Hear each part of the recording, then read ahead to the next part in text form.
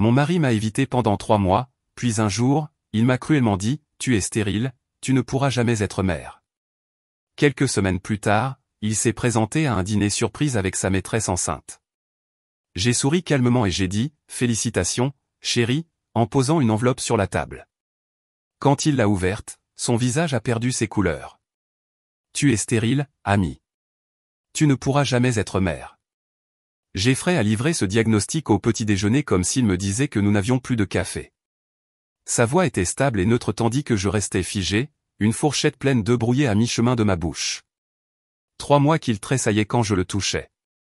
3 mois de couverture séparée et de douche à la salle de sport. Et c'était son explication. Mon corps était cassé, défectueux, inadapté aux enfants qu'il désirait désespérément. Ce qu'il ne savait pas, c'est que j'avais une enveloppe en papier craft dans mon sac à main avec des résultats de tests prouvant exactement le contraire. Avant de continuer, si vous croyez que la vérité trouve toujours son chemin vers la lumière et que la tromperie ne gagne jamais, veuillez envisager de vous abonner. C'est gratuit et cela aide à partager ces histoires importantes. La fourchette a cliqueté contre mon assiette, les œufs tombant sur le napperon que j'avais acheté dans cette petite boutique de Lincoln Park. Celui avec des fleurs brodées à la main que Jeffrey trouvait trop cher pour quelque chose sur lequel on renverse simplement de la nourriture. Drôle comme je me souvenais de cette dispute maintenant, assise ici pendant qu'il détruisait calmement notre mariage entre 2 gorgées de café noir. Qu'est-ce que tu viens de dire? Ma voix est sortie étranglée, à peine au-dessus d'un murmure. Il a sorti son téléphone, balayant vers quelque chose qu'il avait manifestement préparé. J'ai fait quelques tests. Ma fertilité est bonne. Nous essayons depuis 2 ans, ami. Il a tourné l'écran vers moi trop rapidement pour que je puisse réellement lire quoi que ce soit. Juste un flot de terminologie médicale et de chiffres. Le problème, c'est toi. Le problème, c'est toi. Des mots qui expliquaient pourquoi il dormait en vêtements de sport depuis 1 mois. Habillé comme s'il pouvait avoir besoin de s'échapper de notre lit à tout moment. Un pantalon de survêtement gris et un t-shirt en tissu technique, du genre qui évacue l'humidité, ce qui semblait approprié puisqu'il transpirait ses mensonges chaque nuit à côté de moi. Son réveil était passé de 7h à 6h33 il y a des semaines. Chaque matin, la même routine. Réveil, attraper le sac de sport déjà près de la porte de notre chambre. Disparaître avant que je puisse offrir un café ou une conversation. Meilleure pression d'eau à la salle de sport, avait-il expliqué quand j'avais finalement demandé pourquoi il n'utilisait plus notre salle de bain. Celle avec la pomme de douche à effet pluie sur laquelle il avait insisté lorsque nous avions emménagé dans cet appartement de Chicago il y a 4 ans. J'ai pensé aux billets de concert dans mon tiroir, les luminés au Chicago Theatre, des places en orchestre qui m'avaient coûté $300. Quand je les avais mentionnés la semaine dernière, Jeffrey s'était soudainement souvenu d'une date limite de projet.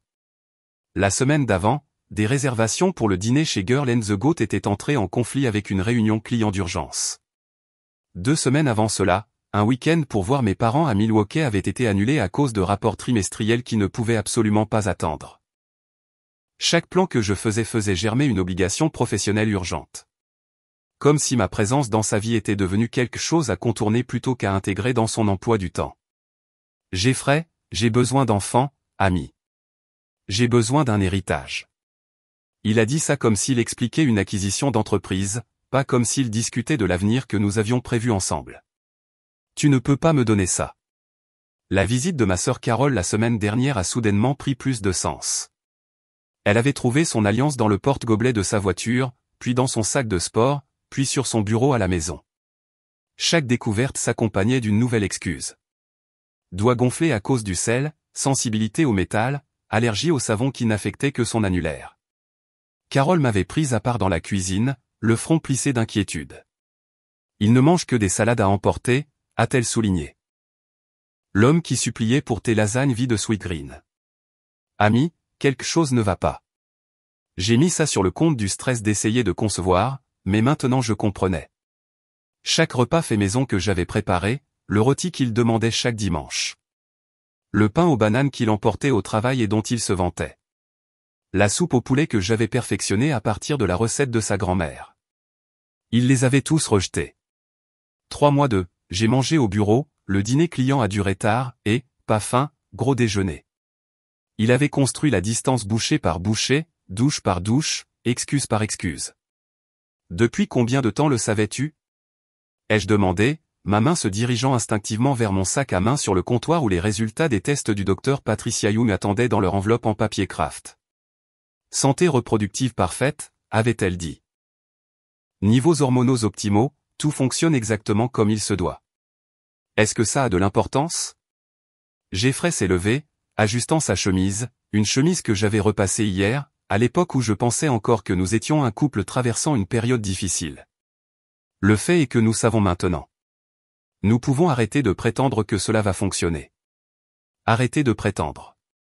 Comme si les 5 dernières années de mariage, les 2 années à essayer d'avoir un bébé, les courbes de température et les tests d'ovulation et l'intimité programmée, comme si tout cela avait été une performance élaborée qu'il était fatigué de maintenir. J'ai pris rendez-vous avec un spécialiste, ai-je dit prudemment, en observant son visage, pour me faire tester. Quelque chose a vacillé dans son expression. De la panique peut-être, ou de l'agacement que j'ai pris l'initiative sans lui. Ce n'est plus nécessaire maintenant. Nous avons des réponses. Tes réponses? Ai-je corrigé? De ton test que tu as fait sans me le dire, sans m'inclure, sans même me demander si nous devrions peut-être y aller ensemble. Il a pris sa tasse de café, sa préférée, ironiquement, celle que je lui avais offerte et qui disait « meilleur mari du monde », et l'a portée à l'évier. J'essayais de t'épargner l'embarras de le découvrir dans un cabinet médical. M'épargner. Comme s'il me faisait une faveur en annonçant ma prétendue infertilité autour d'eux brouillés un jeudi matin. Sa voix aussi désinvolte que s'il me disait que nous devions acheter plus de lait. C'est très attentionné de ta part, ai-je dit, le sarcasme s'insinuant dans ma voix malgré mes efforts pour rester calme.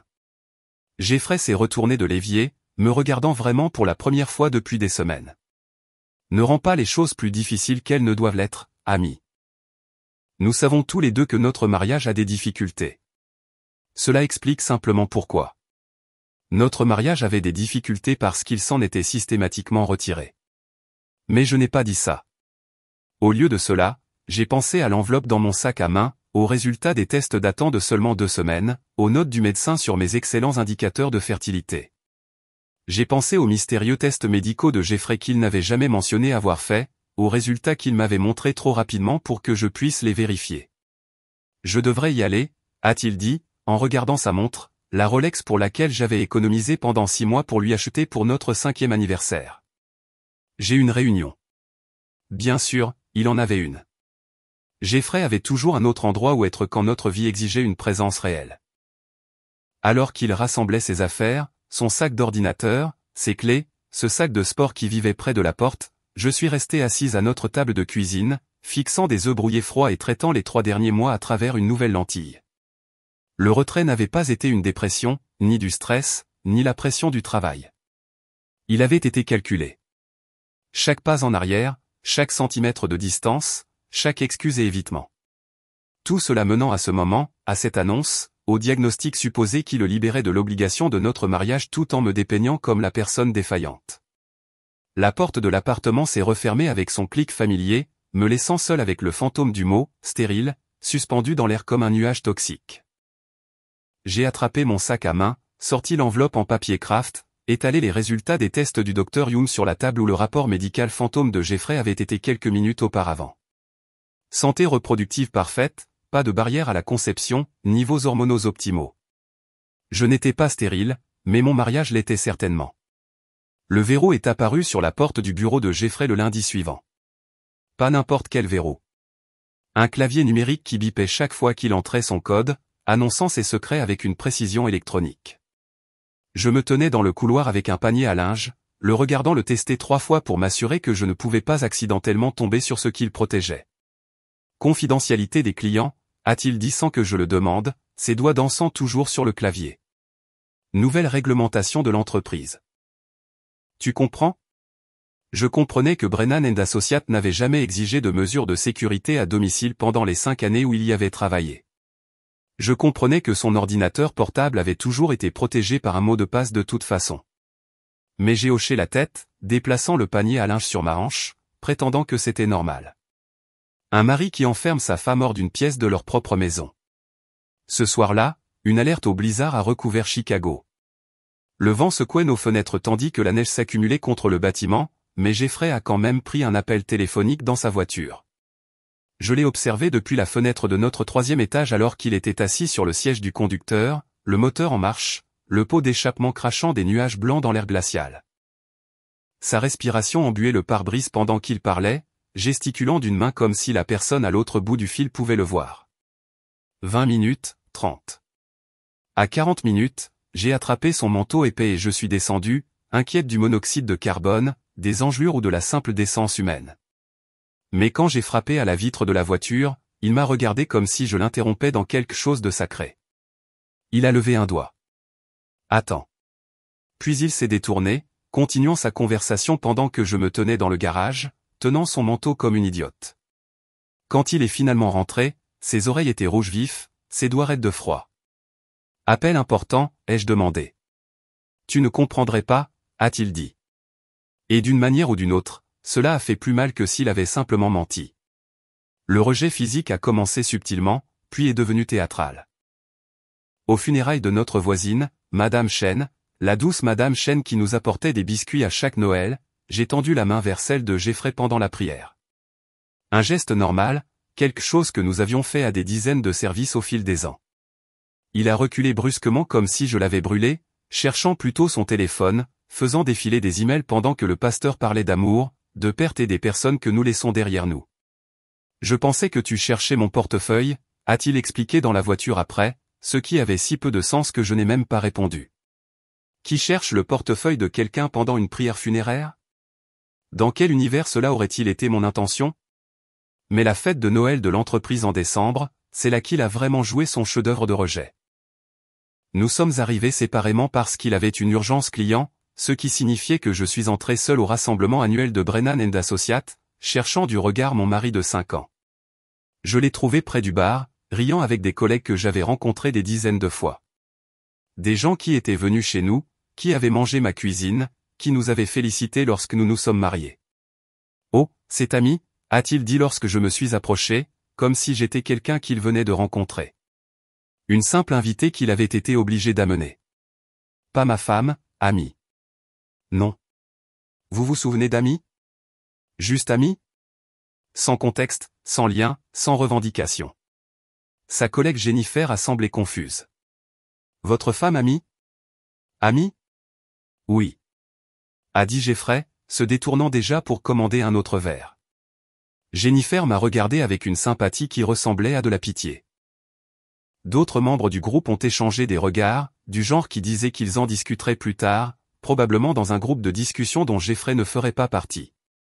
J'ai passé le reste de la fête à boire du vin seul dans un coin, regardant mon mari faire le tour de la pièce comme un célibataire. Sans jamais regarder dans ma direction, sans jamais reconnaître l'alliance que je portais encore, même si la sienne vivait partout sauf à son doigt. La plantation de preuves a commencé en janvier, si évidente que c'en était insultant. Je suis rentré des courses pour trouver notre tablette partagée sur le comptoir de la cuisine, le navigateur toujours ouvert sur un article intitulé « Signe que votre femme pourrait être stérile ». L'historique de recherche en dessous se lisait comme le projet de recherche d'un homme désespéré. Comment savoir si sa femme ne peut pas avoir d'enfant? Symptômes d'infertilité que les femmes cachent. Groupe de soutien pour femmes stériles à Chicago. Il voulait que je le trouve. Il voulait que je voie ses recherches et que je commence à me remettre en question. Mon corps, ma valeur en tant que femme. La tablette qui vivait habituellement dans son bureau fermé à clé avait été délibérément placée là où je la verrais. L'algorithme utile de Google servant ma prétendue insuffisance en phrases de recherche nette. Une semaine plus tard, chez Barnes & Noble, je l'ai surpris en train de photographier des pages d'un livre médical dans la section grossesse. Pas en achetant le livre, juste en prenant des photos de pages spécifiques sur l'infertilité, son téléphone soigneusement incliné pour capturer des graphiques et des statistiques. Quand il m'a vu approcher, il a fourré le téléphone dans sa poche si rapidement qu'il a failli le faire tomber. Recherche pour le travail, a-t-il dit, bien que son travail concerne les portefeuilles financiers, pas les systèmes reproductifs. Depuis quand les comptes d'investissement ont-ils besoin d'informations sur la grossesse? C'est compliqué, a-t-il dit, s'éloignant déjà, me laissant debout entre l'auto-assistance et la planification de la grossesse comme une femme perdue dans sa propre vie. La partie la plus cruelle était la façon dont tout cela était méthodique. Chaque recherche, chaque page photographiée, chaque preuve plantée, il construisait un dossier contre moi, créant une trace écrite de ma prétendue déficience, s'assurant que lorsqu'il annoncerait enfin ma stérilité, il y aurait une base d'inquiétude et de recherche pour soutenir sa affirmation. Ma mère est descendue du Wisconsin pour mon anniversaire début février. Elle a fait un pas dans notre appartement, et j'ai vu son visage changer, comme si elle pouvait sentir la décomposition de notre mariage à travers les bougies à la vanille que j'avais allumées pour la masquer. « Il fait un froid de canard ici », a-t-elle dit. Bien que le thermostat indique 22 degrés. Elle parlait de la température émotionnelle. La façon dont Jeffrey et moi nous déplacions l'un autour de l'autre comme des aimants aux pôles identiques, ne se touchant jamais, se repoussant toujours. Elle l'a regardé me tendre une carte d'anniversaire de supermarché au dîner. Le genre qu'on prend sur le présentoir des soldes. Joyeux anniversaire en lettres scintillantes. Son nom signé en bas. Pas d'amour, pas de message, pas de reconnaissance de 5 ans passés ensemble. Maman m'a coincé dans la cuisine pendant que Jeffrey prenait un autre appel téléphonique mystérieux. Chérie, a-t-elle chuchoté en essuyant des plats qui étaient déjà secs. Que se passe-t-il ici? On essaie d'avoir un bébé, ai-je dit. Mon excuse habituelle pour tout maintenant. C'est stressant. Elle m'a regardé comme elle le faisait quand j'avais 7 ans et que j'insistais sur le fait que le chien avait mangé mes devoirs, même si nous n'avions pas de chien. Ami, ce n'est pas du stress. C'est autre chose. Maman, s'il te plaît. Il n'a même pas écrit « Amour » sur ta carte d'anniversaire. Je voulais lui parler du bureau fermé à clé, des appels téléphoniques dans la voiture pendant les blizzards. La façon dont il avait cessé de prononcer mon nom avec tendresse. Au lieu de cela, j'ai souri. Ce sourire brisé que j'avais perfectionné pendant 3 mois à prétendre que tout allait bien. On traverse une période difficile. Elle est partie le lendemain matin, me serrant si fort dans ses bras que j'ai cru qu'elle ne me lâcherait jamais. Tu sais, tu peux toujours rentrer à la maison, a-t-elle chuchoté dans mes cheveux. Sans poser de questions. Mais je n'étais pas prête à rentrer à la maison. Je croyais encore à la performance de Jeffrey, je pensais encore que c'était réparable, j'espérais encore que l'homme que j'avais épousé était quelque part à l'intérieur de cet étranger qui fermait des portes à clé, plantait des preuves et me traitait comme une maladie qu'il documentait pour des revues médicales. 2 semaines après la visite de maman, Jeffrey s'est déclaré malade au travail. La conversation téléphonique avec son superviseur fut brève, professionnelle, sa voix portant le poids d'une maladie imaginaire. Il a raccroché et m'a regardé de l'autre côté de notre chambre. Et j'ai su, avec la certitude qui vient de la vie avec les habitudes de quelqu'un, que ce qui allait suivre avait été planifié à la minute près. Il se déplaçait dans notre appartement avec une détermination inhabituelle, préparant du café pour nous deux. Non pas la seule tasse qu'il versait depuis des mois, mais 2 tasses, mesurant les grains avec précision, ajoutant ma crème et mon sucre sans demander si je le prenais toujours de la même manière. La cafetière gargouillait pendant qu'il ajustait les stores de la cuisine, les inclinant jusqu'à ce que la lumière du matin tombe sur notre table comme un projecteur sur une scène. « Assieds-toi » a-t-il dit en tirant ma chaise. La première fois qu'il faisait ça depuis des mois. Le geste semblait répété, comme s'il s'était entraîné à être un gentleman une dernière fois avant de démanteler tout ce qu'il y avait de doux entre nous. Je me suis assise, le regardant disposer nos tasses à café juste comme il faut, positionnant son dossier à l'angle parfait à côté de sa tasse. Tout était chorégraphié. Même la façon dont il s'est installé sur sa chaise semblait calculée, sa posture plus droite que d'habitude, ses mains jointes comme un présentateur de nouvelles sur le point d'annoncer des titres tragiques.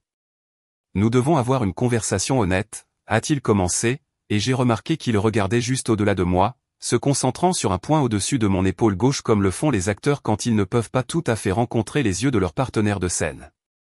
Il a attrapé le dossier, brun, sans marque, épais de ce qui ressemblait à des documents officiels, et l'a fait glisser sur la table avec la précision prudente de quelqu'un qui manipule des preuves. Le dossier s'est arrêté exactement à mi-chemin entre nous, une frontière qu'aucun de nous ne franchirait. J'ai fait des recherches, a-t-il dit, sa voix prenant un ton que je n'avais jamais entendu auparavant. Clinique, détaché, comme s'il présentait des résultats trimestriels à des étrangers. À propos de notre situation, à propos de la raison pour laquelle nous n'avons pas pu concevoir. Mes mains se sont enroulées autour de la tasse de café pour me réchauffer, bien que le froid que je ressentais n'ait rien à voir avec la température. À travers la vapeur qui s'élevait de ma tasse, j'ai regardé le visage de Jeffrey passer par des expressions qu'il avait dû répéter. Inquiétude, sympathie, résignation, aucune d'entre elles n'atteignant ses yeux. Certaines femmes, commença-t-il, puis il s'arrêta, s'éclaircissant la gorge comme si les mots étaient difficiles. Mais je pouvais dire qu'ils ne l'étaient pas. Ils coulaient trop facilement, trop préparés. Certaines femmes ne peuvent tout simplement pas avoir d'enfants, Amy. Ce n'est la faute de personne. C'est juste la biologie. Il ouvrit le dossier, révélant ce qui ressemblait à des rapports médicaux, des résultats de laboratoire, des graphiques avec des chiffres que je ne pouvais pas tout à fait lire de mon angle. Son doigt traça le long d'une page, s'arrêtant aux sections surlignées, bien qu'il n'ait jamais réellement poussé les documents assez près pour que je puisse les examiner correctement. Les tests sont concluants, poursuivit-il avec ce ton monocorde répété, sans jamais faiblir. Ton système reproductif, il n'est tout simplement pas capable. Les médecins appellent ça l'infertilité primaire. Irréversible. Les médecins. Quel médecin? Quand avais-je vu des médecins avec lui? Mais je gardais la bouche fermée, regardant cette performance se dérouler. Me sentant comme un membre du public à mes propres funérailles alors que Jeffrey faisait l'éloge funèbre de notre mariage avec une terminologie médicale fabriquée. Le soulagement sur son visage était obscène. Ses épaules se sont détendues, sa respiration s'est approfondie comme s'il avait retenu son souffle pendant des mois et pouvait enfin expirer. Il s'était préparé à ce moment, ai-je réalisé, non pas en le redoutant, mais en l'anticipant, impatient de livrer son verdict et d'en finir avec la mascarade de notre mariage. Nous devons explorer d'autres options, a-t-il dit, les mots coulant plus vite maintenant, plus confiant, pour avoir une famille. Je veux dire, j'ai beaucoup réfléchi à ça, Amy. J'ai besoin d'enfants. J'ai besoin de laisser quelque chose derrière moi, un héritage. Tu comprends? Un héritage. Comme s'il était un roi, inquiet de sa succession, au lieu d'un analyste financier qui passait ses journées à déplacer des chiffres sur des feuilles de calcul. Mais je suis restée silencieuse, mes doigts traçant la anse de ma tasse de café pendant que mon esprit filait vers le classeur de notre chambre, vers le dossier marqué « Dossiers médicaux » où se trouvaient mes vrais résultats de test. Ceux du docteur Patricia Young, montrant que tout fonctionnait parfaitement, les niveaux hormonaux optimaux, aucune barrière à la conception. Je sais que c'est difficile à entendre, a poursuivi Jeffrey, interprétant mal mon silence comme une dévastation plutôt qu'un calcul, mais nous devons faire face aux faits. Tu es. Il a fait une pause, se reprenant pour le coup de grâce. Tu es cassé, Amy, et je ne peux pas te réparer. Les mots ont flotté dans l'air entre nous, et c'est alors que la tasse de café de ma grand-mère, la délicate en porcelaine qu'elle m'avait offerte à notre mariage, peinte de minuscules myosotis et bordée d'or, a glissé de mes doigts engourdis. Elle est tombée dans ce qui a semblé un ralenti, tournant une fois dans les airs avant de rencontrer notre parquet avec un son à la fois musical et final. Le café s'est répandu sur le sol en une étoile brune, s'étendant vers les pieds de Jeffrey comme une accusation. La tasse s'était brisée en 5 morceaux distincts. L'anse intacte mais séparée, le fond fissuré nettement, les côtés éparpillés comme les pétales d'une fleur morte. Je me suis agenouillé pour rassembler les morceaux, mes mains tremblant, non pas de chagrin mais d'une rage que je ne pouvais pas encore exprimer. Cette tasse avait survécu au mariage de 62 ans de ma grand-mère, avait voyagé de sa cuisine dans l'Ohio à la mienne à Chicago, avait contenu des milliers de tasses de café à travers la joie, la tristesse et les matins ordinaires qui semblaient maintenant précieux dans leur simplicité. Laisse ça, a dit Jeffrey, déjà debout, reculant pour éviter le café qui s'étalait. Je vais chercher des serviettes en papier. Mais je ne l'ai pas laissé. J'ai ramassé chaque morceau soigneusement, les berçant dans ma paume comme des oiseaux blessés. Les myosotis étaient encore visibles sur les plus gros fragments, leur peinture bleue inchangée malgré la violence de la rupture. Alors que mes doigts trouvaient chaque éclat, j'ai réalisé que je ne ramassais pas de la porcelaine brisée. Je rassemblais les preuves de quelque chose de plus grand qui se brisait, quelque chose qui ne pouvait pas être recollé avec des excuses ou des explications. Jeffrey est revenu avec un rouleau entier de serviettes en papier, les laissant tomber sur la flaque à une distance de sécurité, me regardant m'agenouiller parmi les ruines avec une expression que je ne pouvais pas lire. De l'impatience peut-être, ou du dégoût que je fasse une telle scène pour une tasse cassée alors qu'il venait de me diagnostiquer comme défectueuse. C'est juste une tasse, a-t-il dit. C'était celle de ma grand-mère. On t'en achètera une autre. Le rejet désinvolte de quelque chose d'irremplaçable m'a tout dit. Jeffrey pouvait fabriquer des rapports médicaux, pouvait répéter des discours devant des miroirs, pouvait orchestrer toute cette matinée comme une production théâtrale, mais il ne pouvait pas comprendre que certaines ruptures ne pouvaient pas être réparées avec des pièces de rechange. Certaines choses, une fois brisées, le restaient. Je me suis levé, tenant toujours les morceaux de céramique, le café s'infiltrant à travers les serviettes en papier vers le dossier qu'il avait laissé sur la table. Le liquide brun a atteint le bord de ses faux rapports médicaux, les tachant de la vérité de ce moment. Salissant, s'étalant, impossible à contenir. J'ai besoin d'air, ai-je dit, me surprenant de la stabilité de ma voix. On n'a pas fini de parler. Si, ai-je dit, le regardant directement pour la première fois depuis qu'il avait commencé sa performance. On a fini. Je suis allé dans notre chambre, portant toujours les morceaux brisés de la tasse de ma grand-mère, et je les ai soigneusement placés dans une petite boîte de mon tiroir à bijoux. Derrière eux, dans le classeur que Jeffrey n'avait jamais pris la peine d'explorer, mes vrais dossiers médicaux attendaient. Santé reproductive parfaite, niveaux hormonaux optimaux, tout fonctionnant exactement comme il se doit. Mais je ne les ai pas pris. Pas encore. Parce que quelque chose dans le soulagement de Jeffrey, dans son discours répété et ses preuves fabriquées, m'a dit que c'était plus grand que de vouloir simplement quitter un mariage. Il s'agissait d'autre chose. Quelque chose qu'il cachait derrière des dossiers médicaux et une sympathie répétée. Je suis resté dans notre chambre pendant 10 minutes, la boîte contenant la tasse cassée de ma grand-mère posée sur la commode, avant d'entendre la voiture de Jeffrey sortir du garage. Il se rendait à sa réunion client d'urgence, celle qui s'est matérialisée au moment où je me suis éloigné de sa performance. Par la fenêtre, j'ai regardé sa BMW disparaître au coin de la rue, puis j'ai attendu encore 5 minutes pour être sûr qu'il ne reviendrait pas pour quelque chose d'oublié. La porte de son bureau était ouverte. Pas seulement déverrouillée, complètement ouverte, comme s'il avait été si pressé de fuir la scène de sa cruauté qu'il avait complètement oublié sa précieuse sécurité. Le clavier numérique clignotait en vert, la serrure désengagée, son sanctuaire vulnérable pour la première fois depuis des mois. J'ai poussé la porte plus loin et je suis entré. La pièce sentait son eau de Cologne, la chair que je lui avais achetée à Noël dernier, mélangée à autre chose. Du café, peut-être, et la légère douceur d'un parfum qui n'était certainement pas le mien. Son bureau était plus en désordre qu'il ne l'aurait jamais toléré s'il savait que je le verrais.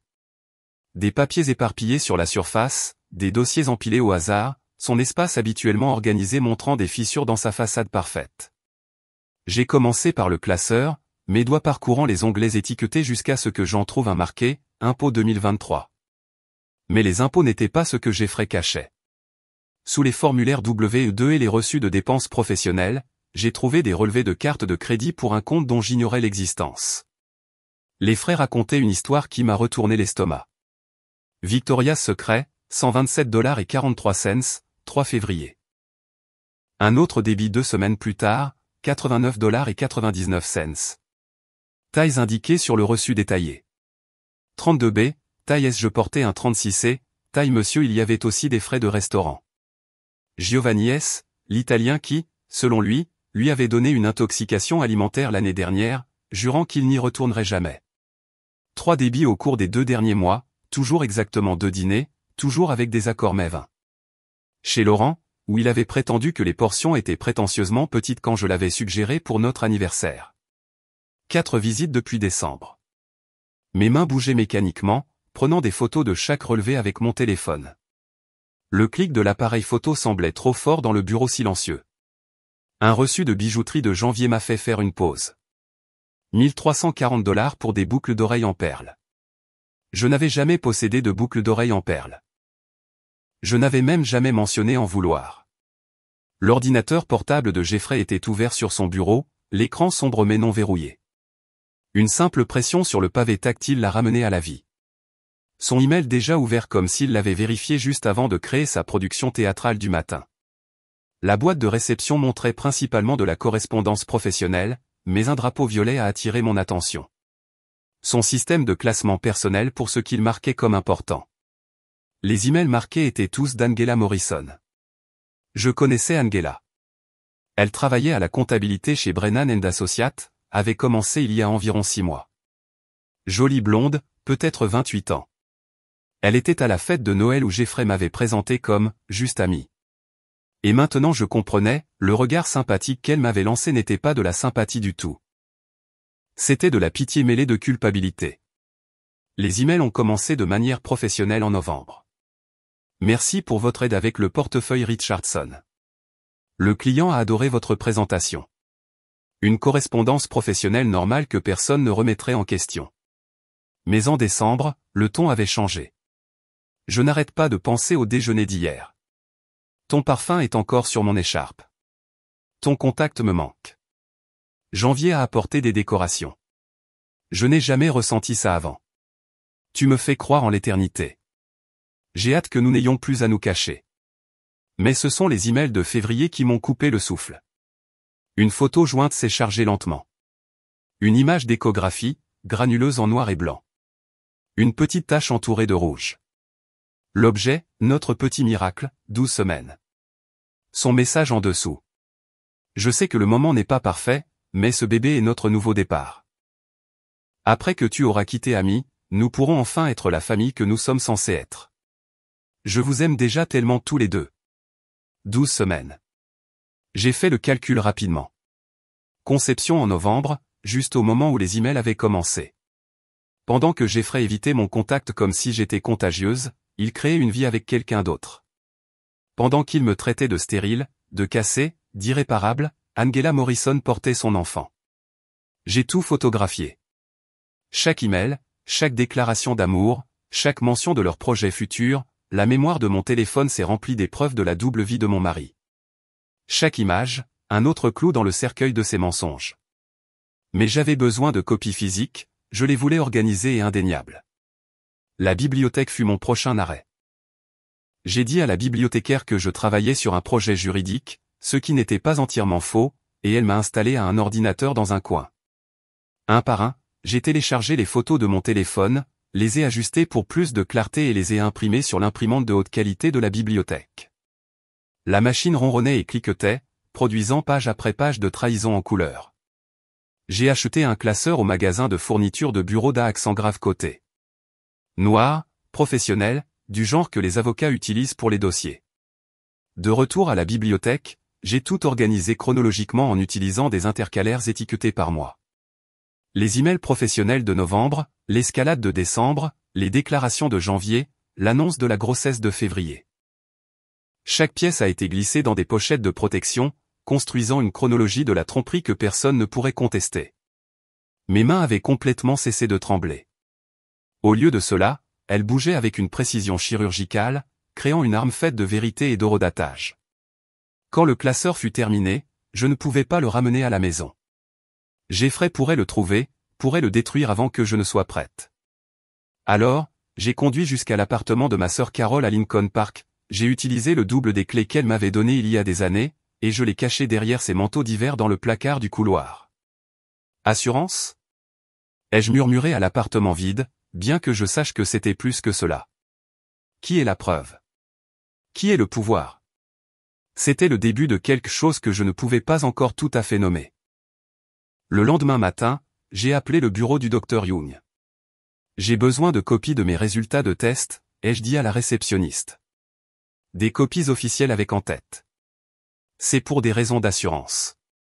Le Dr Young m'a vu cet après-midi-là, effectuant les mêmes tests qu'elle avait fait des semaines auparavant, juste pour s'assurer que rien n'avait changé. Prise de sang, échographie, panels hormonaux, le panel de diagnostic complet qui prouverait au-delà de tout doute ce que les faux rapports médicaux de Jeffrey tentaient de nier. Ces chiffres sont exceptionnels, a déclaré le Dr Young en examinant les résultats sur son ordinateur. Vous êtes dans le 95e percentile pour la santé de la fertilité dans votre groupe d'âge, dans n'importe quel groupe d'âge. Je vois rarement des chiffres aussi idéaux. Pourriez-vous mettre cela par écrit, ai-je demandé. La compagnie d'assurance a besoin d'une documentation détaillée. Elle a imprimé plusieurs copies, chacune estampillée de son sceau officiel, signée de sa signature autoritaire. Preuve médicale que je n'étais pas brisé, pas stérile, pas l'une des choses que Jeffrey avait essayé de m'étiqueter. Êtes-vous sûr que tout va bien ? A demandé le Dr Young en me tendant le dossier. Vous semblez différente de votre dernière visite. Tout devient très clair, lui ai-je dit. Et pour la première fois depuis des mois, c'était la vérité absolue. Je suis rentré du cabinet du Dr Young avec le dossier des résultats de fertilité sur le siège passager. Mon esprit passait déjà en mode performance. Si Jeffrey voulait une femme brisée, je lui en donnerais une. Une femme dévastée, aux prises avec sa stérilité, pendant qu'il construisait sa nouvelle vie avec Angela Morrison. Le premier arrêt fut la librairie près de notre appartement. J'ai rassemblé des brassées de brochures sur l'adoption dans la section de planification familiale, en veillant à choisir celles avec les photos les plus déchirantes. Des enfants en attente de foyer, des statistiques sur les adoptions par des couples plus âgés, des témoignages de parents qui avaient trouvé des chemins alternatifs vers la parentalité. La caissière, une jeune femme aux yeux bienveillants, m'a doucement touché la main en me tendant le sac. « Quel que soit le chemin que vous empruntez, dit-elle doucement, j'espère que vous trouverez la paix. » J'ai failli rire. La paix était la dernière chose que je cherchais. De retour à la maison, j'ai disposé les brochures avec une précision artistique. Une sur la table basse, partiellement cachée sous un magazine comme si je la lisais en privé. Une autre marquant la page de mon roman de chevet. Une troisième glissée dans mon sac à main où Jeffrey la verrait quand je laisserais accidentellement le sac ouvert sur le comptoir de la cuisine. Notre ordinateur partagé est devenu ma prochaine toile. J'ai passé 2 heures à faire des recherches sur les cliniques de FIV, les traitements de fertilité et les programmes de don d'ovules. En m'assurant de créer un historique de navigation complet. J'ai mis en favori des pages intitulées « Quand votre corps vous trahit » et « Accepter l'infertilité, guide du deuil pour les femmes ». J'ai même créé une feuille de calcul comparant les coûts des cliniques, sachant que l'esprit analytique de Jeffrey vérifierait mon historique de recherche et apprécierait la documentation approfondie de mon supposé désespoir. Le groupe de soutien a peut-être été ma plus belle performance. Chicago Fertility Warriors se réunissait le mercredi soir dans le sous-sol d'une église à Wicker Park. Je suis arrivé 15 minutes en avance, portant le pull trop grand que Jeffrey m'avait offert il y a 2 Noëls. Celui qui me faisait paraître plus petite, plus vulnérable. Je viens de l'apprendre. J'ai dit au groupe, ma voix se brisant au bon moment. Mon mari, il a été si compréhensif, mais je vois la déception dans ses yeux. Il veut tellement d'enfants. Les autres femmes m'ont entouré d'une compassion sincère, partageant leurs propres histoires de perte et de désir. Je me sentais comme une imposture au milieu de leur douleur réelle. Mais j'avais besoin du reçu de la boîte de dons. J'avais besoin de la carte de présence qu'il tamponnait. J'avais besoin que Jeffrey trouve ses miettes de pain et croie que je me noyais dans le diagnostic qu'il avait inventé. Quand je suis rentré ce soir-là, Jeffrey était déjà là. Une occurrence rare. Il se tenait dans la cuisine, tenant une des brochures sur l'adoption que j'avais laissée, son expression indéchiffrable. « Tu te renseignes sur l'adoption ?» a-t-il demandé, sa voix soigneusement neutre. Je pensais que peut-être. J'ai laissé ma voix s'éteindre, ajoutant un petit reniflement pour l'effet. Si nous ne pouvons pas avoir les nôtres. Quelque chose a changé sur son visage. De la satisfaction peut-être, ou du soulagement que j'accepte son récit. C'est très mature de ta part, ami. Très pratique. Pratique comme choisir un autre itinéraire pour aller au travail quand il y a du trafic. Pas comme envisager d'élever l'enfant de quelqu'un d'autre parce que votre mari vous a convaincu que votre corps est défaillant. Au cours de la semaine suivante, le comportement de Jeffrey a radicalement changé. Il a commencé à rentrer de plus en plus tard, minuit, 1 heure, parfois 2 heures du matin. Fini les excuses de dîner de clients ou de réunions d'urgence. Il entrait simplement, prenait une douche immédiatement et se glissait dans le lit sans un mot. L'odeur du parfum d'Angela s'accrochait à lui comme une preuve qu'il n'essayait même plus de cacher. Je l'ai regardé évacuer lentement notre vie. D'abord, la montre de son grand-père a disparu de la commode. La Rolex dont il avait hérité, qui, selon lui, avait besoin d'un nettoyage professionnel. Puis son diplôme universitaire a disparu du mur, prétendument requis pour une mise à jour de certification professionnelle. Sa tasse de café préférée, celle que je lui avais offerte et qui disait « meilleur mari du monde », a migré vers son bureau et n'est jamais revenu. Il déménageait par étapes, pensant que j'étais trop anéanti pour le remarquer. Mais je remarquais tout. Je documentais tout. Chaque objet manquant, chaque arrivée tardive, chaque douche qu'il avait le parfum d'une autre femme. Carole est devenue mon arme secrète. Elle appelait quand Jeffrey était à la maison. Sa voix assez forte pour traverser les murs fins de notre appartement. « Ami, chérie, tu dois accepter ce que tu ne peux pas changer », disait-elle tout en m'envoyant des liens vers des avocats spécialisés en divorce. « Je sais », répondais-je en larmes. « J'ai juste besoin de trouver un nouveau but dans la vie. » Pendant ce temps, je prenais des captures d'écran des frais de carte de crédit de Jeffrey pour des hôtels pendant les heures de déjeuner. Un soir, Carole s'est surpassée. Jeffrey était dans son bureau avec la porte entr'ouverte, et elle a appelé pile à l'heure. « As-tu pensé à enseigner ou à faire du bénévolat ? a-t-elle demandé à voix haute. Les femmes qui ne peuvent pas avoir d'enfants trouvent souvent leur épanouissement autrement. J'ai sangloté de manière convaincante au téléphone tout en tapant des notes sur la chronologie de la grossesse d'Angela sur mon ordinateur portable. Peut-être que tu as raison. Peut-être que je dois arrêter d'espérer quelque chose qui n'arrivera jamais. Jeffrey est sorti de son bureau, s'est approché et m'a tapoté l'épaule. La première fois qu'il me touchait volontairement depuis des mois.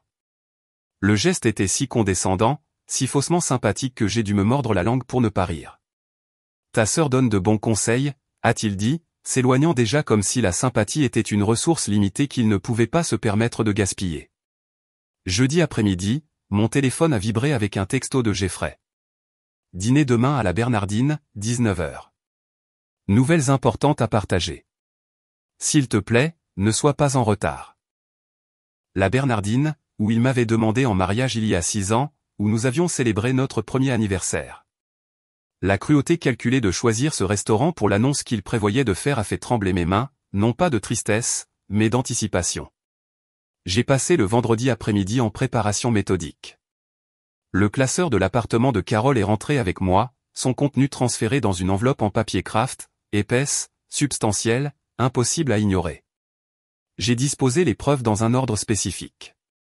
D'abord, les résultats de mon test de fertilité, prouvant son mensonge fondamental, puis les relevés de cartes de crédit, les reçus de restaurant, les frais de Victoria's Secret, le reçu de la bijouterie pour des boucles d'oreilles que je n'avais jamais vues. Enfin, les emails imprimés avec Angela, se terminant par sa photo d'échographie et sa déclaration d'amour. Chaque page était une balle chargée en séquence pour un impact maximal. J'ai choisi ma tenue avec soin. La robe noire que Jeffrey m'avait achetée pour mon dernier anniversaire, celle qui, selon lui, me rendait belle avant qu'il ne décide que j'étais brisé.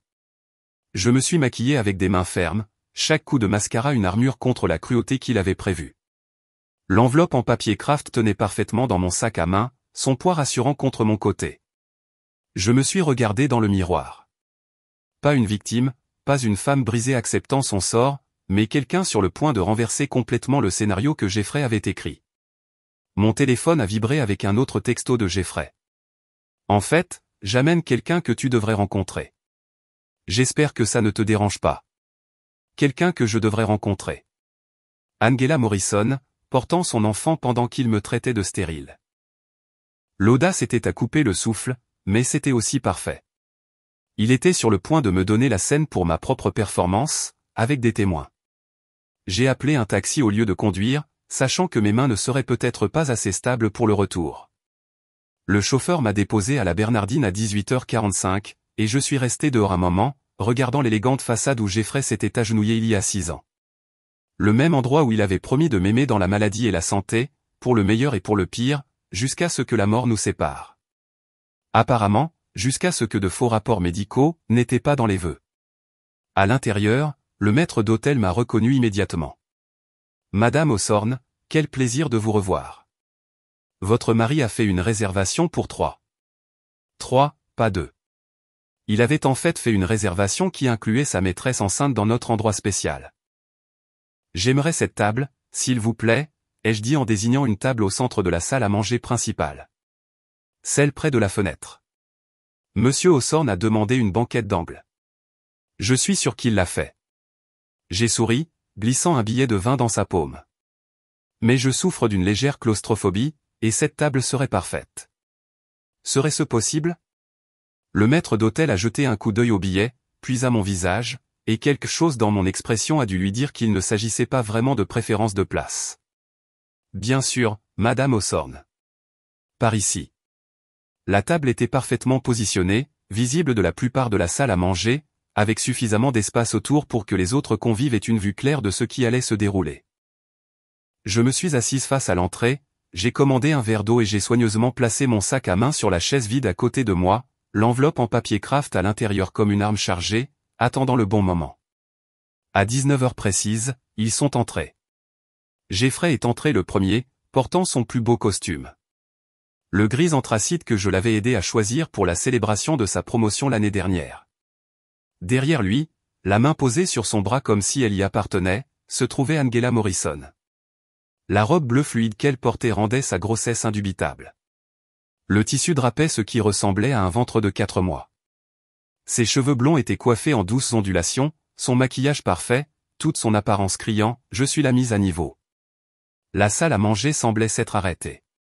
J'ai vu la reconnaissance briller sur plusieurs visages. Des collègues du cabinet de Jeffrey, des voisins de notre immeuble, même le docteur Patel du 3e étage qui avait assisté à notre fête d'anniversaire il y a 2 ans. L'inspiration collective alors qu'il réalisait que Jeffrey Hawthorne escortait sa maîtresse visiblement enceinte à dîner avec sa femme était presque audible. Le pas de Jeffrey a vacillé quand il a vu où j'étais assise, non pas cachée dans une banquette d'angle, mais exposée au centre de la pièce comme une pièce de théâtre.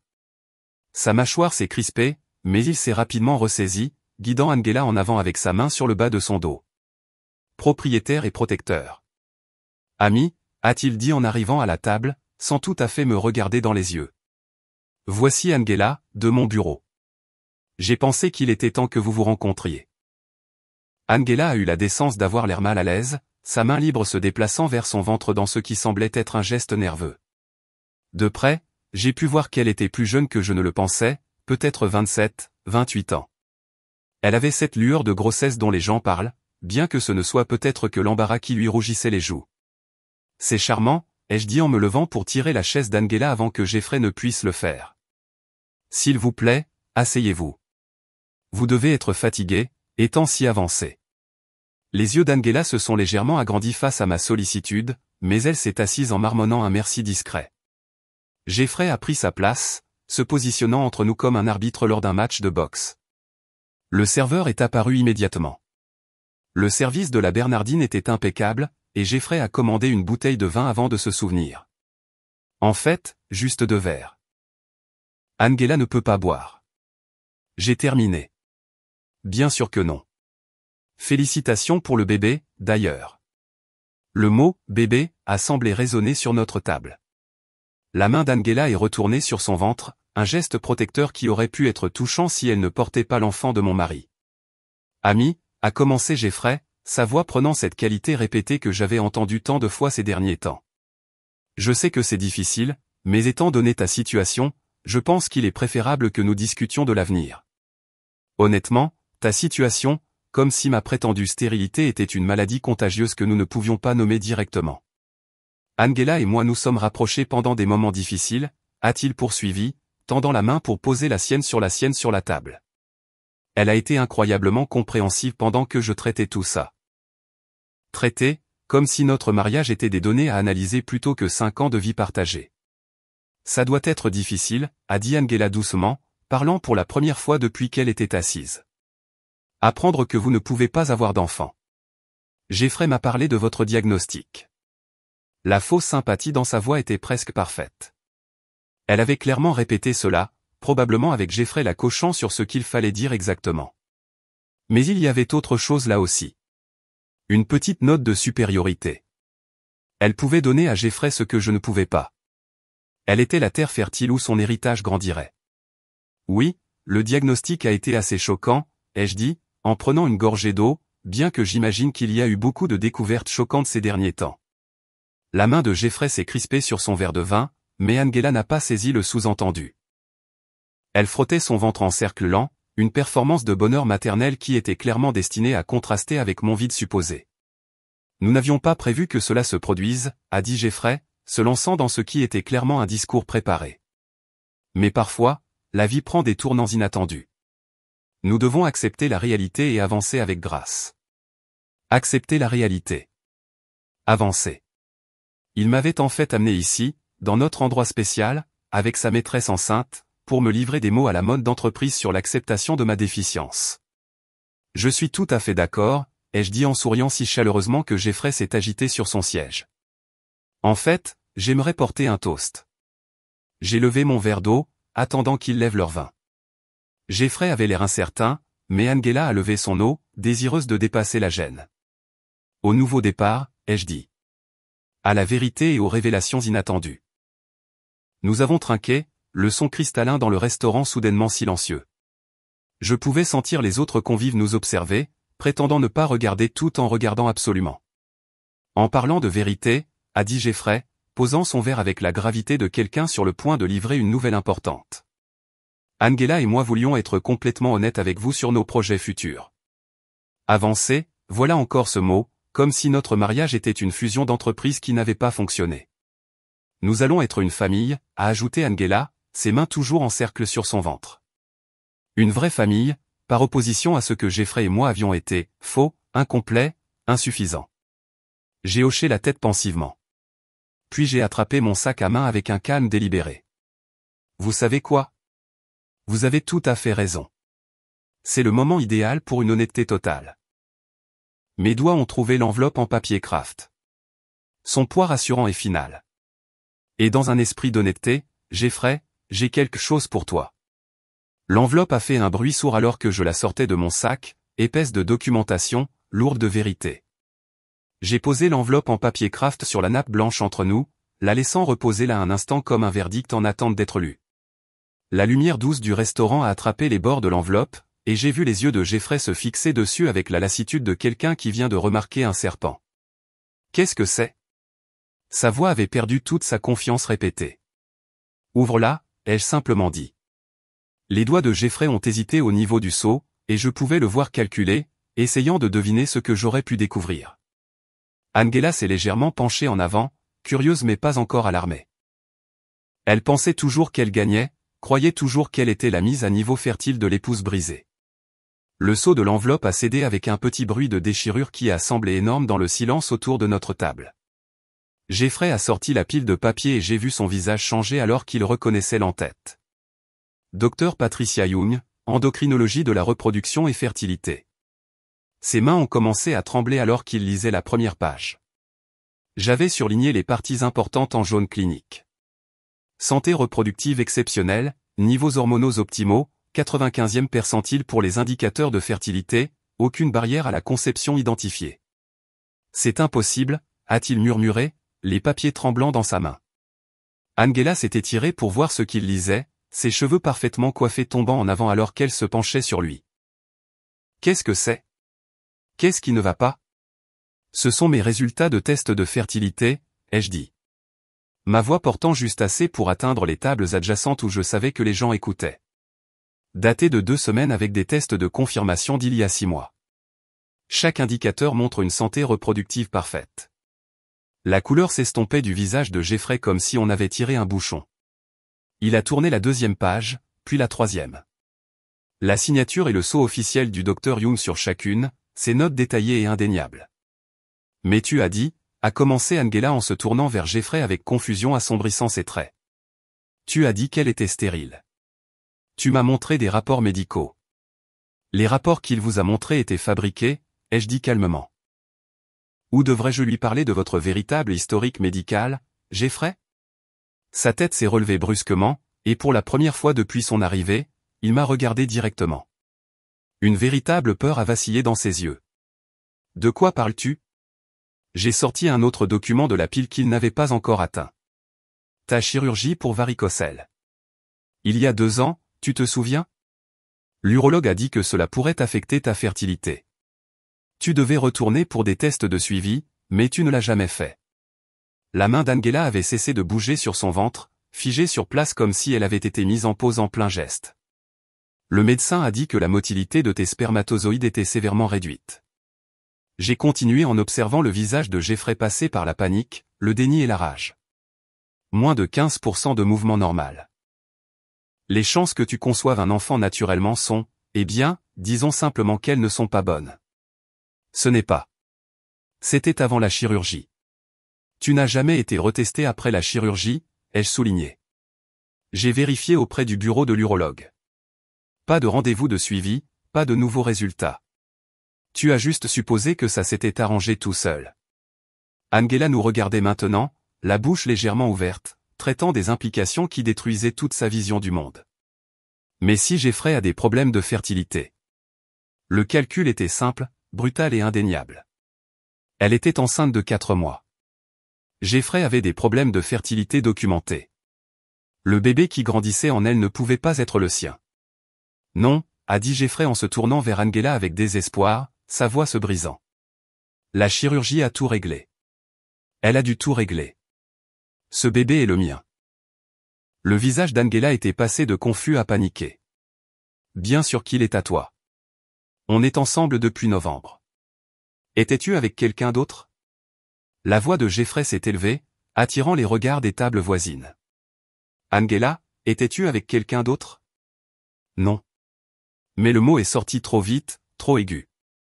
Un signe que tout le monde à la table a reconnu. Angela. Jeffrey lui a attrapé le poignet, pas fort, mais assez fermement pour qu'elle ne puisse pas se dégager. De qui est ce bébé? C'est le tien, a-t-elle insisté. Mais des larmes commençaient à se former dans ses yeux, son maquillage soigné commençant à couler. La chronologie ne fonctionne pas si je suis stérile, a dit Jeffrey, le mot « stérile » sortant comme du verre brisé. De qui est ce bébé? Le restaurant était devenu complètement silencieux autour de nous. Même le personnel de service avait cessé de bouger. Tout le monde regardait ce drame se dérouler comme un dîner-théâtre pour lequel il n'avait pas payé mais qu'il ne pouvait pas quitter des yeux. Angela a essayé une fois de plus. Jeffrey, s'il te plaît. On peut faire un test. De qui est ce bébé? Le cri a résonné dans l'élégante salle à manger de la Bernardine. Angela a tressailli, les larmes coulant maintenant librement sur ses joues, et j'ai vu le moment exact où elle a craqué. David, a-t-elle murmuré. Quoi? David de la comptabilité. Sa voix était à peine audible, mais dans le restaurant silencieux, tout le monde a entendu. On était ensemble avant toi et moi. Il y a eu un certain chevauchement. Je pensais que c'était le tien. Je voulais que ce soit le tien, mais les dates. J'ai vu le monde de Jeffrey s'effondrer en temps réel. Son visage est passé du rouge au blanc puis au gris en l'espace de quelques secondes. La main qui tenait le poignet d'Angela s'est relâchée, tombant sur la table comme quelque chose de mort. Tu savais. Il s'est tourné vers moi, la voix creuse. Tu savais qu'elle était enceinte de l'enfant de quelqu'un d'autre. Je savais qu'elle était enceinte, ai-je corrigé. Le reste n'était que des maths. Tes problèmes de fertilité plus sa grossesse égale l'enfant de quelqu'un d'autre. Je n'avais pas besoin d'être détective pour le comprendre. Angela sanglotait maintenant. Des pleurs qui ruinaient son maquillage parfait. Des traces de mascara noir coulaient sur ses joues. Je t'aimais, a-t-elle dit à Jeffrey. Je pensais qu'on pourrait être une famille. Avec l'enfant d'un autre homme. Le rire de Jeffrey était amer, assez vif pour couper. Tu allais me laisser élever l'enfant d'un autre homme? Comme tu allais me laisser croire que j'étais brisé. Ai-je interjeté. On fait tous des choix, Jeffrey. Certains d'entre nous en font juste de meilleurs que d'autres. Un serveur est apparu à notre table, clairement envoyé par la direction pour gérer la perturbation. Tout va bien ici? On aura des additions séparées, ai-je dit agréablement. Je pars la première. Je me suis levé, rassemblant mon sac à main tout en laissant l'enveloppe et son contenu étalé sur la table. Les résultats de fertilité, les relevés de cartes de crédit, les emails entre Jeffrey et Angela, tout était disposé comme des preuves lors d'un procès. Les papiers du divorce sont au bas de la pile, ai-je dit à Jeffrey, qui regardait Angela comme s'il ne l'avait jamais vue auparavant. Mon avocat prendra contact avec vous pour la chronologie. Oh, et Angela, je me suis tourné vers la femme en pleurs. Félicitations pour le bébé.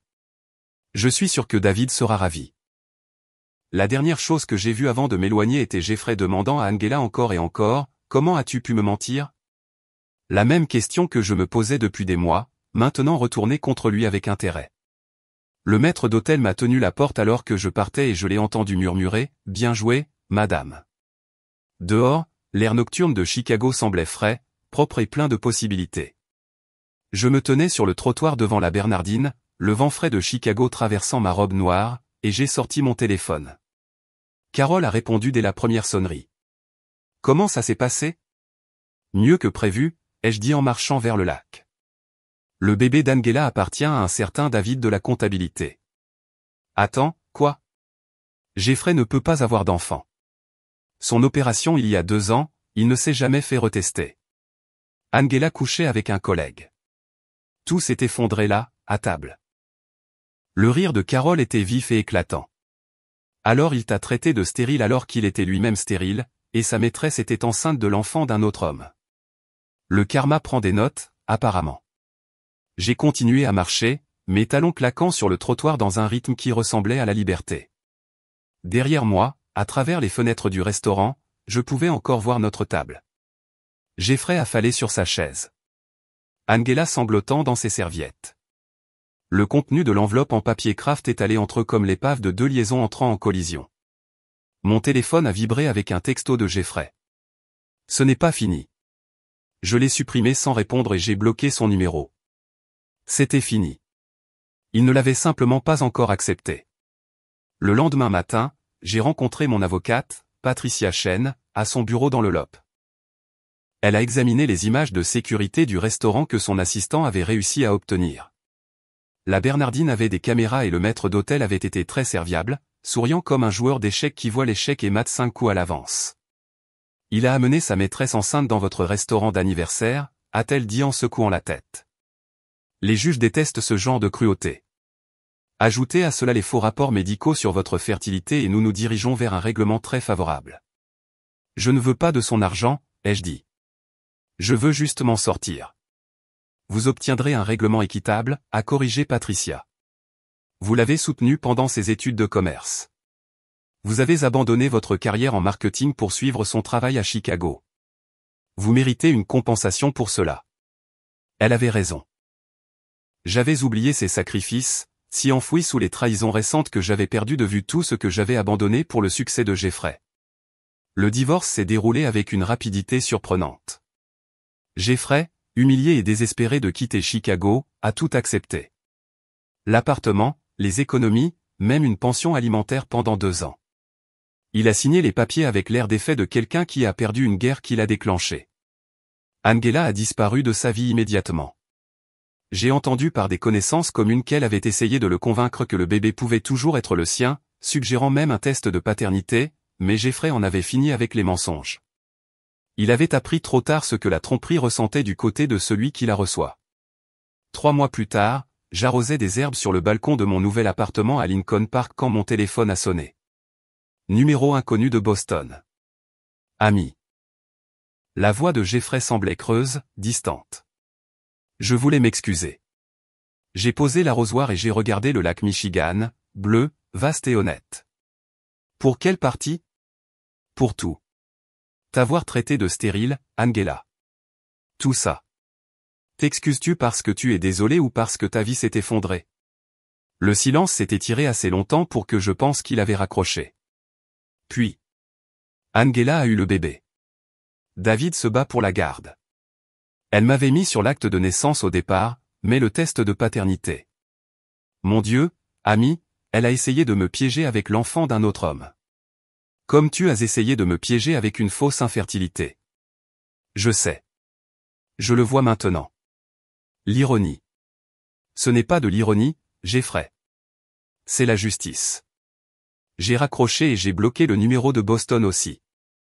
2 semaines plus tard, j'ai rencontré Mark lors d'une conférence médicale où je présentais sur le marketing de la santé.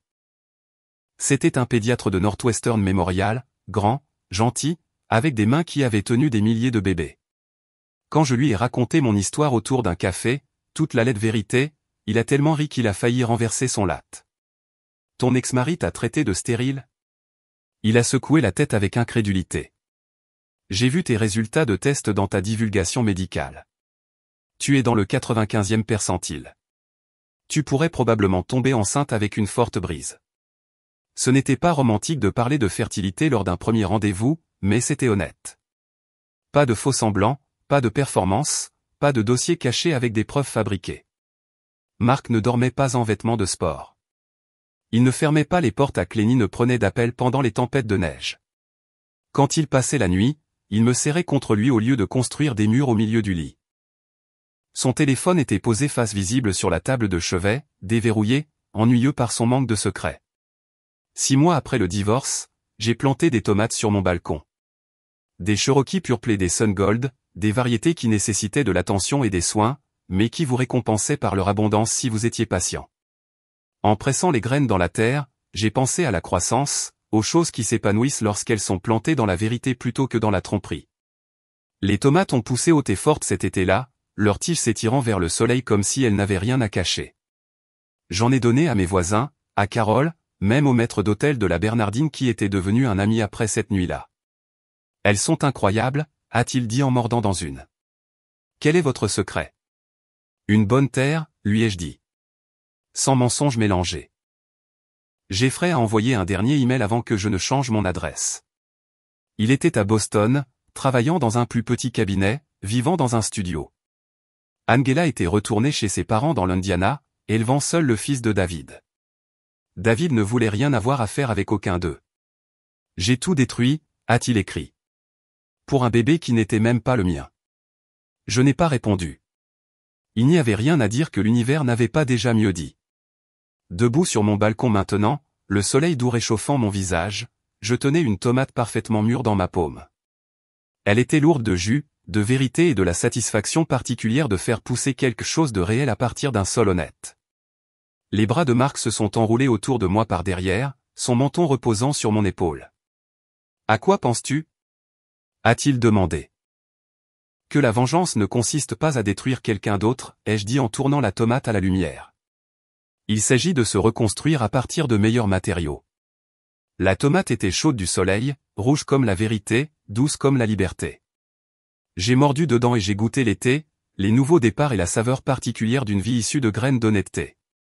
En dessous de nous, le lac Michigan s'étendait, infini et bleu, et le vent portait le son des rires de la plage, de gens vivant des vies sans porte verrouillée ni faux rapports médicaux. C'est à cela que ressemblait la victoire. Pas amère, pas vengeresse, juste propre, vraie et mienne. Cette histoire de justice poétique vous a tenu en haleine. Cliquez sur le bouton j'aime dès maintenant. Ma partie préférée a été lorsque Jeffrey a exigé de savoir de qui était le bébé d'Angela, pour découvrir qu'il avait été joué par la femme pour qui il m'avait trahi. Quel a été votre moment préféré? Laissez-le dans les commentaires ci-dessous. Ne manquez pas d'autres histoires captivantes comme celle-ci. Abonnez-vous et activez la cloche de notification pour ne jamais manquer une publication.